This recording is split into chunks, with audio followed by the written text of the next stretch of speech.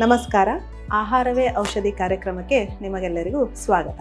ನಾನು ಡಾಕ್ಟರ್ ರೇಖಾ, ಮಹಾನಸ ಆಯುರ್ವೇದ, ಸಂಜಯನಗರ್. ಇವತ್ತಿನ ಆಹಾರವೇ ಔಷಧ ಕಾರ್ಯಕ್ರಮದಲ್ಲಿ ರಾಗಿ ಸ್ಮೂತಿನ ಹೇಗೆ ಮಾಡೋದು ಅನ್ನೋದನ್ನು ನಾನು ನಿಮಗೆ ತಿಳಿಸ್ಕೊಡ್ತೇನೆ. ಸೊ ರಾಗಿ ಅನ್ನೋದು ಎಲ್ಲರಿಗೂ ಗೊತ್ತಿರೋದೇನೆ. ಅದು ಮಿಲ್ಲೆಟ್ನಲ್ಲಿ ಒಂದು ವಿಧ ಅಂತಲೇ ಹೇಳ್ತೀವಿ. ಫಿಂಗರ್ ಮಿಲ್ಲೆಟ್ಸ್ ಅಂತ ಬಹಳಷ್ಟು ಮಂದಿ ಕರೀತಾರೆ. ಸೊ ಅದು ತಂಪು ಅಂತ ಎಲ್ಲರಿಗೂ ಗೊತ್ತು. ಬಟ್ ಏನಾಗುತ್ತೆ ಅಂದರೆ ಎಷ್ಟೋ ಸಲ ಅದನ್ನು ನಾವು ಯೂಸ್ ಮಾಡೋ ರೀತಿ ತುಂಬ ವ್ಯತ್ಯಾಸ ಆಗುತ್ತೆ. ಸೊ ಮಕ್ಕಳಿಗೆ ಆರೋಗ್ಯಕ್ಕೆ ತುಂಬ ಒಳ್ಳೆಯದು ಅಂತ ಹೇಳಿ ಎಷ್ಟೋ ಸಲ ಆ ರಾಗಿಗೆ ಹಾಲನ್ನು ಹಾಕಿ ಅಥವಾ ಒಂದೊಂದಷ್ಟು ಡ್ರೈ ಫ್ರೂಟ್ಸ್ಗಳನ್ನು ಹಾಕಿ ಮಿಕ್ಸ್ ಮಾಡಿ ಸ್ಮೂತಿ ಮಾಡಿ ಕೊಡ್ತಾ ಇರ್ತೀವಿ. ಸೊ ರಾಗಿ ದೇಹಕ್ಕೆ ತಂಪು ಆದರೂ ಕೂಡ ಅಲ್ಲಿ ಎಲ್ಲೋ ಒಂದು ಕಡೆ ಸ್ವಲ್ಪ ಹೆವಿ ಫಾರ್ ಡೈಜೆಷನ್ ಇರುತ್ತೆ. ಸೊ ರಾಗಿ ಮುದ್ದೆನ ರಾತ್ರಿ ಹೊತ್ತು ಊಟ ಮಾಡೋರಿಗೆ ಎಷ್ಟೋ ಸಲ ಕಾನ್ಸ್ಟಿಪೇಷನ್ ಆಗುವಂಥ ಚಾನ್ಸಸ್ ಜಾಸ್ತಿ ಇರುತ್ತೆ. ಸೊ ಈ ಕಾನ್ಸ್ಟಿಪೇಷನ್ನ ನಿವಾರಣೆ ಮಾಡೋದ್ರ ಜೊತೆಗೆ ರಾಗಿನ ನಾವು ಯಾವ ಥರ ಯೂಸ್ ಮಾಡ್ಬೋದು ಅನ್ನೋದನ್ನು ಇವತ್ತಿನ ಸಂಚಿಕೆಯಲ್ಲಿ ನೋಡೋಣ ಬನ್ನಿ. ರಾಗಿ ಬನಾನಾ ಸ್ಮೂತಿಗೆ ಬೇಕಾಗುವ ಸಾಮಗ್ರಿಗಳು: ರಾಗಿ ಹುರಿ ಹಿಟ್ಟು, 1 ಬಾಳೆಹಣ್ಣು, ಬೆಲ್ಲದ ಪುಡಿ, ತೆಂಗಿನ ಹಾಲು, ಏಲಕ್ಕಿ ಪುಡಿ. ಸೊ ಈ ರಾಗಿ ಸ್ಮೂತಿಗೆ ಮೊದಲನೇದಾಗಿ ಬೇಕಾಗಿರ್ತಕ್ಕಂಥದ್ದು, ನಾನು ರಾಗಿಯನ್ನು ತೊಗೊಂಡಿದ್ದೇನೆ. ಈ ರಾಗಿನ ಯಾವಾಗಲೂ ನಾವು ವಾಶ್ ಮಾಡಿ ಅದನ್ನು ಒಣಗಿಸಿ ಆಮೇಲೆ ಹುರಿದು ಪುಡಿ ಮಾಡುವಂಥದ್ದು. ಇದನ್ನು ಹುರಿ ಹಿಟ್ಟು ಅಂತ ಹೇಳ್ತೀವಿ. ಈ ರಾಗಿ ಹುರಿ ಹಿಟ್ಟು ಏನಿದೆ ಅದನ್ನು ಒಂದು ಅರ್ಧ ಕಪ್ಪಿನಷ್ಟು ಒಂದು ಮಿಕ್ಸಿ ಜಾರ್ಗೆ ಹಾಕೊಳ್ಳೋಣ.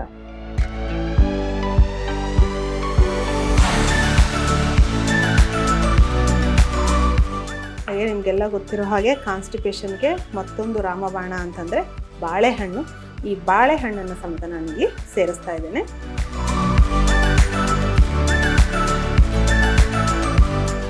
ಆಗಲೇ ಹೇಳಿದೆ, ಕಾನ್ಸ್ಟಿಪೇಷನ್ ಆಗದೆ ಇರೋ ಹಾಗೆ ತಡೆಯುವಂತಹ ಒಂದು ಸ್ಮೂತಿ ಅಂತಂದರೆ ಇದರಲ್ಲಿ ನಾವು ತೆಂಗಿನಕಾಯಿಯ ಹಾಲನ್ನು ಸೇರಿಸ್ತಾ ಇದ್ದೇವೆ.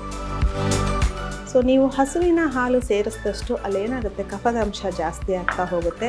ಹೆವಿ ಫಾರ್ ಡೈಜೆಷನ್ ಅಂತ ಏನು ಹೇಳ್ತೀವಿ, ಜೀರ್ಣಶಕ್ತಿ ಮಂದ ಆಗ್ತಾ ಹೋಗುತ್ತೆ. ಸೊ ಇಲ್ಲಿ ನೀವು ಕಾಯಿ ಹಾಲನ್ನು ಉಪಯೋಗಿಸೋದ್ರಿಂದ ಕಾನ್ಸ್ಟಿಪೇಷನ್ ಸಮಸ್ಯೆ ಬರದೇ ಇರೋ ಹಾಗೆ ಇದು ತಡೆಯುತ್ತೆ.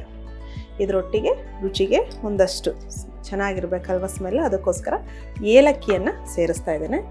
ಹಾಗೆ ಸಕ್ಕರೆ ಬೇಕು ಅಂದರೆ ನೀವು ಕಲ್ಸಕ್ಕರೆಯನ್ನು ಹಾಕ್ಕೊಳ್ಬೋದು, ಅಥವಾ ಇಲ್ಲಿ ನಾನು ಹಾಕ್ತಾ ಇರೋ ಹಾಗೆ ಬೆಲ್ಲದ ಪುಡಿಯನ್ನು ನಾನಿಲ್ಲಿ ಹಾಕ್ತಾ ಇದ್ದೇನೆ. ಇಷ್ಟೇ ಸಿಂಪಲ್ಲಾಗಿ ಇರ್ತಕ್ಕಂಥ ಬರೀ 4 ಇಂಗ್ರೀಡಿಯೆಂಟನ್ನು ಉಪಯೋಗಿಸ್ಕೊಂಡು ನಾವು ಐರನ್ ರಿಚ್ ಜಾಸ್ತಿ ಇರ್ತಕ್ಕಂತಹ ಒಂದು ಸ್ಮೂತಿಯನ್ನು ಮನೆಯಲ್ಲೇ ಈಸಿಯಾಗಿ ಮಾಡ್ಕೊಳ್ಬೋದು. ಇದನ್ನು ನುಣ್ಣಗೆ ಸ್ಮೂತಿ ಮಾಡ್ಕೊಳ್ಳೋಣ.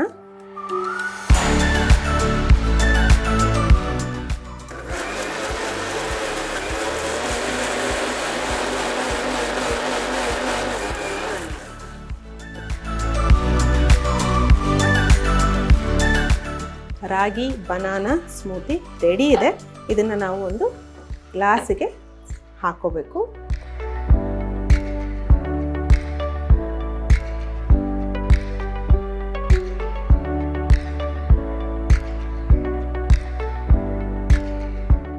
ಸ್ವಲ್ಪ ಹೊತ್ತು ಇದನ್ನು ತಣ್ಣಗಾಗೋಕೆ ಬಿಟ್ಟರೆ ಮಕ್ಕಳಿಗೆ ಇದೇ ಥರ ಸ್ಪೂನ್ ಕೊಟ್ಟು ಐಸ್ ಕ್ರೀಮ್ ತಿನ್ನೋ ಹಾಗೇನೂ ಕೊಡ್ಬೋದು, ಅಷ್ಟೇ ಟೇಸ್ಟಾಗಿ ಇರುತ್ತೆ.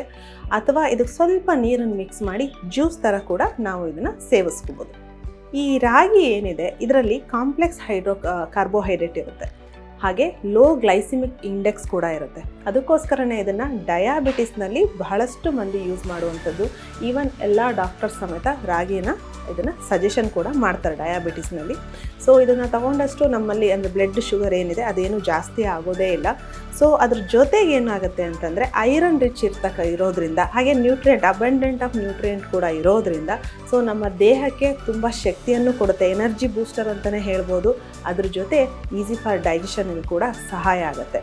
ಆದರೆ ಒಂದೇ ಒಂದು, ನಾವು ರಾತ್ರಿ ಹೊತ್ತು ಮುದ್ದೆಯನ್ನು ತಿನ್ನೋದನ್ನು ಬೇಡ ಅಂತ ಹೇಳ್ತೀವಿ. ಯಾಕೆ ಅಂದರೆ ರಾತ್ರಿ ಹೊತ್ತು ಆದಷ್ಟು ಈಸಿ ಫಾರ್ ಡೈಜೆಷನ್ನ ಫುಡ್ನ ತಗೊಳ್ಬೇಕು. ಸೊ ಮುದ್ದೆ ಏನಿದೆ ಸ್ವಲ್ಪ ಹೊಟ್ಟೆಯಲ್ಲಿ ಗಟ್ಟಿಯಾಗಿ ನಿಧಾನಕ್ಕೆ ಜೀರ್ಣ ಆಗುವಂಥ ಆಹಾರ.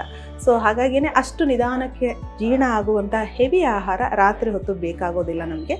ಈಸಿ ಆಹಾರ ಸಾಕು. ಇದನ್ನು ಮಧ್ಯಾಹ್ನ ಅಥವಾ ನೀವು ಬೆಳಿಗ್ಗೆ ಕೂಡ ಈ ಸ್ಮೂತಿಯನ್ನು ಖಂಡಿತವಾಗಿ ಯೂಸ್ ಮಾಡ್ಬೋದು. ನ್ಯೂಟ್ರಿಯೆಂಟ್ ರಿಚ್ ಇರ್ತಕ್ಕಂತಹ ರಾಗಿ ಬನಾನಾ ಸ್ಮೂತಿ ಹೇಗೆ ಮಾಡೋದು ಅಂತ ನೋಡಿದ್ರಲ್ಲ. ಮತ್ತಷ್ಟು ಆರೋಗ್ಯಕರವಾದಂತಹ ರೆಸಿಪಿಗಳನ್ನು ಮಾಡಿ ತೋರಿಸ್ತೇವೆ ಮುಂದಿನ ಸಂಚಿಕೆಯಲ್ಲಿ. ಅಲ್ಲಿಯವರೆಗೆ ನಮಸ್ಕಾರ.